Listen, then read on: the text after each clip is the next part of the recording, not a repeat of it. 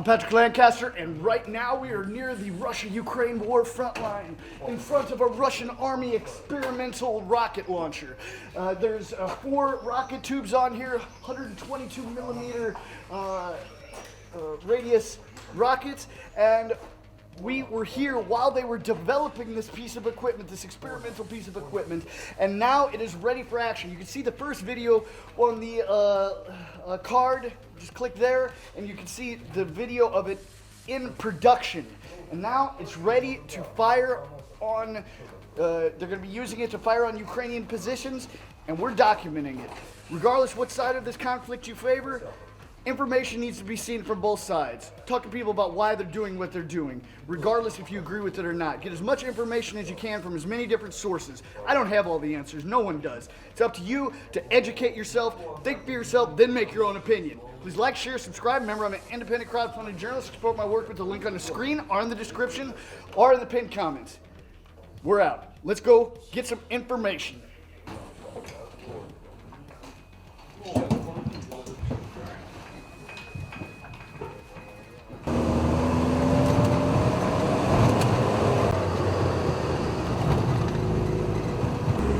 And right now we are headed into battle, and they're going to be engaging Ukrainian forces across the front line.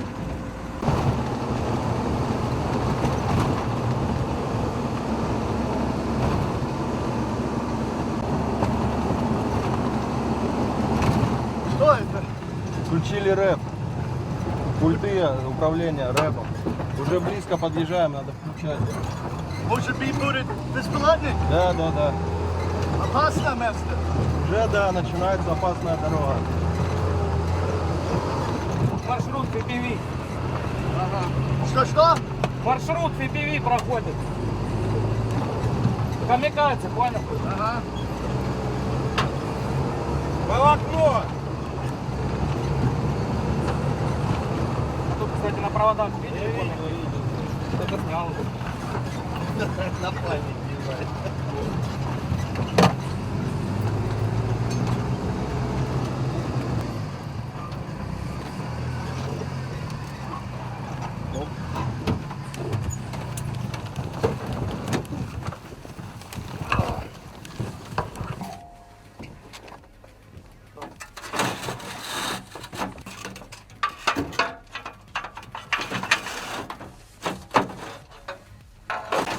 Вы стреляете туда? А? А, туда.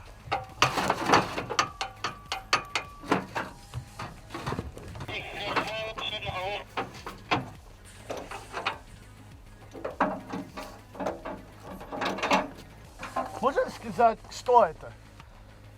Это реактивная установка. Трубы градовские.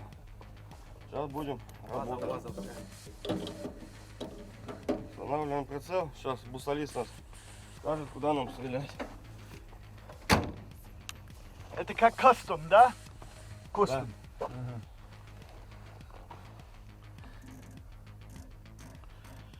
Ну какой лучше, это или град? Но это меньше и маневреннее получается. Менее заметно. Менее заметно. Более мобильно. Под ноги, говорю, аккуратно смотри, кассеты находили уже здесь. А, лепесток, да? Снаряды. Лепесток? Так называемый колокольчик. Не лепесток, чуть другая тема. Ага. Вот по натоптанной. Говорю, близко нельзя подходить к бусоле, потому что реагирует на металл, на все такие вещи. А, он очень, это техника очень сенситивный, да? Да, Ну да. Магнитный там поле. И что вы будете делать? Подводиться, кнопочку нажимать. Ага. И ракета пойдет. Слышал? А, это мука.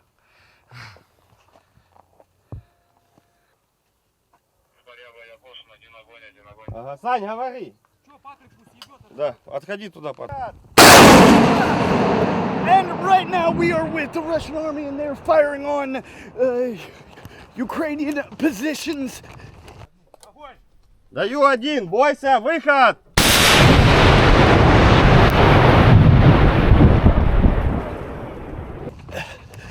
here on the front line with this experimental piece of equipment. Oh.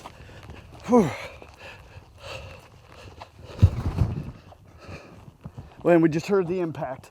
And right now they're waiting for word from the forward observers, the reconnaissance, to see how it landed, then they're going to adjust the targeting and just adjust it to make it closer to their target. Let's say if it hits a few degrees to the left, their forward observer, which might be a drone or it might be a soldier, relays this message, and then they adjust accordingly. And the guy on the left is the one that receives that message. He tells the commander here on the scene, and then they turn the wheel, readjust, and this experimental rocket launcher of the Russian army hits the Ukrainian position. At least that's their idea. Okay, so it seems they're ready to fire, and I believe they're gonna. Wow. Or not wait. Okay, that was 2.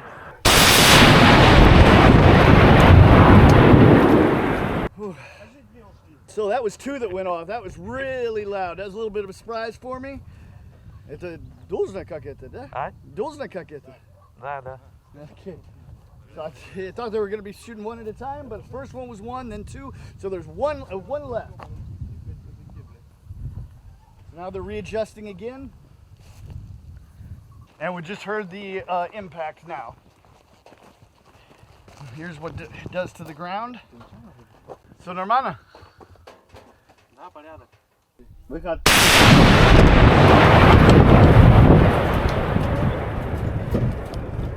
Я домой.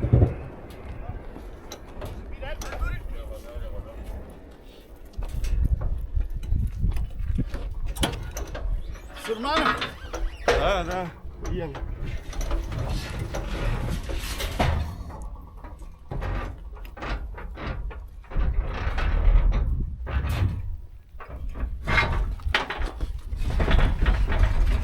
And we're racing out of there for safety because there could be a quick response by Ukrainian forces.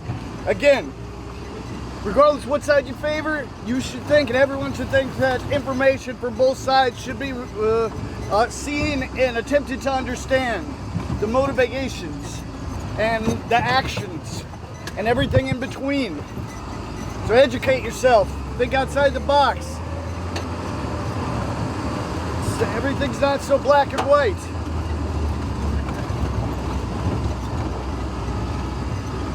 And right now there could be a incoming kamikaze drone at any point. At these points I think about my family. I love my family. And in case anything ever does happen, I've given orders that my last report, regardless of how sad or horrible or bloody or gruesome it is, that it gets put on my channel in full, so don't get mad at anybody that does it, because that's my wishes. I can't live forever, but I can document as much as I can, and hopefully make as good a life for my family as I can. I don't know if you guys know, but 3 weeks ago my 3rd son was born. Some of you may know. But I'm doing my best out here to make the world a better place for them.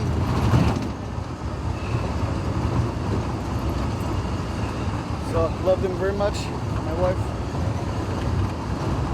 We got a lot more reports coming here on the front line for you, for them, for the world. Think outside the box. Don't just be led like sheep by the Western mainstream media or any media. Not just the West, any media. Don't just be led like sheep. Think for yourself. Don't let me lead you like sheep, because I only see part of the situation. Think for yourself. Educate yourself. As much information as you can.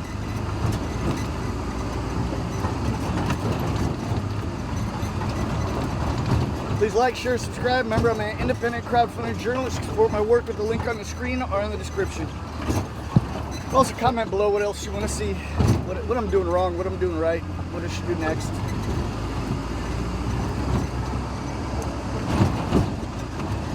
We're in this together. The world's in this together. We're out. Hopefully we end the report here. All right, so now we've made it back to the base. We're going to be having a look here at this second experimental rocket launcher and talking to the assistant battalion commander here of this Russian Army battalion about what this thing is, what it's done, what the result was today, and much, much more. So let's just keep trucking. Think for yourself. Let's support my work with the link on the screen or in the description. I'm supported by you, my viewers. So let's get some more information. Я замкомандира батальона по вооружению 3-го стрелкового батальона 201-го стрелкового отдельного полка. Значит, хочу рассказать вам, поделиться, так сказать, своим опытом об вот такой технике. Мы называем ее «Катюха». «Катюша» это было в советские времена, сегодня «Катюха». Значит, «Катюха» это уже вторая наша разработка, скажем так. Может, где-то еще такие есть, но мы, скажем так, замысел был лично наш. Значит, постепенно собрались какие-то моменты в плане там запчасти, нашли трубы, нашли станину, нашли. Ну, в общем, и вот так, скажем так, общими мыслями, домыслами мы собрали, значит, уже вот это второй автомобиль, который мы собираем, который, значит, первый был пробный. На сегодняшний день показывают хорошие результаты. Мы бьем по целям. Значит, кучность довольно удовлетворительная. Да, есть поправки, но плюс, очень большой плюс этого автомобиля в том, что он работает кучнее, чем Град. За счет вот такого замысла, то бишь у нас есть сегодня маневренность, у нас есть быстрое развертывание, свертывание, ну и, соответственно, более прицельная работа. Вот. Поэтому я считаю, что все-таки немного лучше, чем на Граде, да, немного. Ну, Град это поражение большой квадратуры, это 40 ракет, здесь всего лишь 4, и мы не стреляем залпами, мы стреляем по одной. Одну стрельнули, корректировка, вторая корректировка, 3-4 корректировки. Имеется в виду, каждая ракета идет по корректировке, по сути, как работа миномета. Вот. Единственное, мы работаем дальше. Миномет у нас бьет 6,5-7 километров, а здесь 17, 18, 12 поражаем цели, ну, до 20 километров. Вот. Еще вопросы? Да, Рабата сказал мне, это как, можно сказать, Снайперград. Да? Снайперград, да, правильно, Снайперград. Ну, получается примерно так. Ну, за счет кучности. Мы стреляем по одной ракете, стреляем залпом, да, ракеты уходят в разные стороны. По одной приловчились под корректировку и получается как Снайперград, все верно, да. So, 4 трубы от Града, да? 4 трубы от Града, да, и не ставим 6, не ставим 2, ставим именно 4 по причине того, что градовский снаряд РС, у него вес там под 100 килограмм. Для того, чтобы автомобиль УАЗик, на базе которого это все варится, он был маневренный, ему не нужен большой вес. Ну, то бишь, нельзя большой вес. За счет этого вот такая история, как бы 4 снаряда, 400 килограмм плюс, ну, относительно неплохо. И это... Это зенитка, обрезанная ЗУ-23. Мы от нее взяли поворотный механизм, вертикаль, горизонталь, мы добились. И, в общем, было много мыслей, с чего сделать вертикаль, горизонталь. Все, ЗУ-23, как бы, ну, я считаю, идеальный вариант. База УАЗик. База обычный простой УАЗик, который был разработан еще неизвестно о каких годах, я даже сейчас не назову эти года, но то бишь это машина войны, да, которая уже пережила, я не знаю, сколько революций и всего-всего. Вот, простейший вариант, просто в обслуживании, высокие качества проходимости, 2 моста, раздатка, все. Мы можем работать и в полевых условиях, и мы можем работать в асфальтных, в городских условиях, в общем, в любых абсолютно. Вы откуда? Я местный. Я местный, я с города, ну, скажем так, с ЛНР будет правильно сказать. И все. Я местный. Да, я с 2014 года на войне. Я начал с ополчения, начал еще с того, что мы ходили памятник Ленину с дубинками, в спортивных костюмах охраняли. Когда там, пол Украины на Майдане скакали, мы уже в ЛНР мы уже понимали, что мы не допустим всего этого у нас.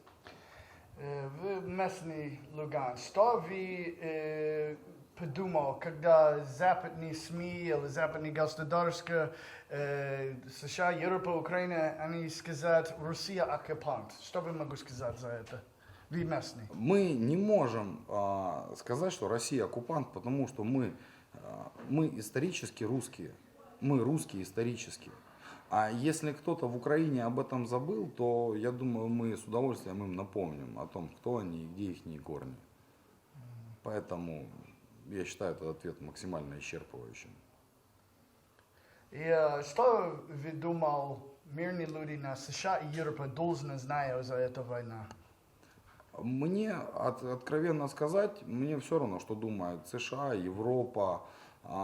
Здесь очень большая проблема в том, что они оказывают поддержку стране, которая, ну, даже, наверное, не оказывают поддержку. Они сегодня ведут войну на чужой территории с кем? Ну, с кем? С Россией? Да ну, Россия. Ну, ребят, ну вы гляньте на Россию, вы посмотрите на себя.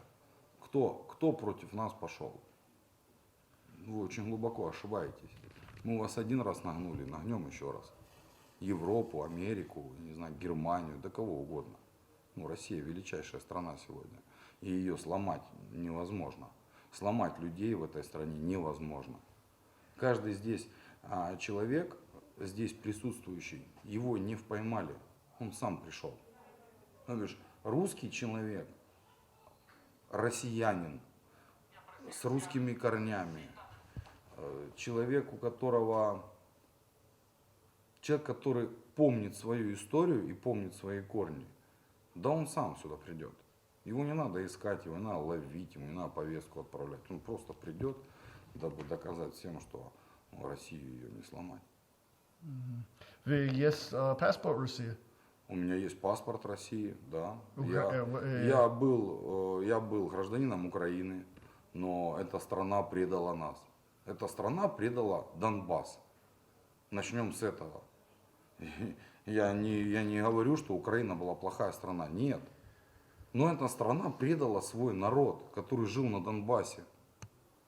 Поэтому, да, у меня есть русский паспорт, гражданство Российской Федерации. Я этим горжусь.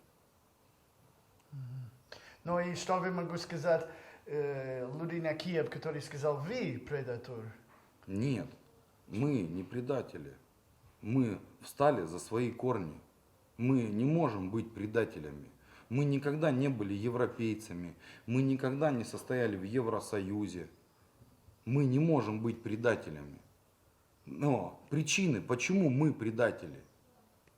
Мы встали за свою историю. У нас есть история нашего происхождения. Мы русские. А кто там? Ну, вот это Западная Украина вперемешку, поляки, литовцы, латвийцы, там, ну еще всякая нечисть, которая сегодня носит на груди нацистские флаги и кричат нацистские речевки. Я не считаю этих людей даже украинцами, не то чтобы русскими, они даже не украинцы. Украинцы это народ в принципе неплохой. Это была страна, которая входила в состав СССР, а дальше что? Сказать, что ты не русский? Почему? Почему, если у меня родственников в России больше, чем в Украине, я не знаю, больше, чем в любой стране? У меня, в принципе, в других странах и нет. Поэтому я считаю себя русским, исконно русским человеком, который готов и может и хочет сражаться за суверенитет своей страны, сражаться за целостность своей страны. А моя страна это Россия. Вот так.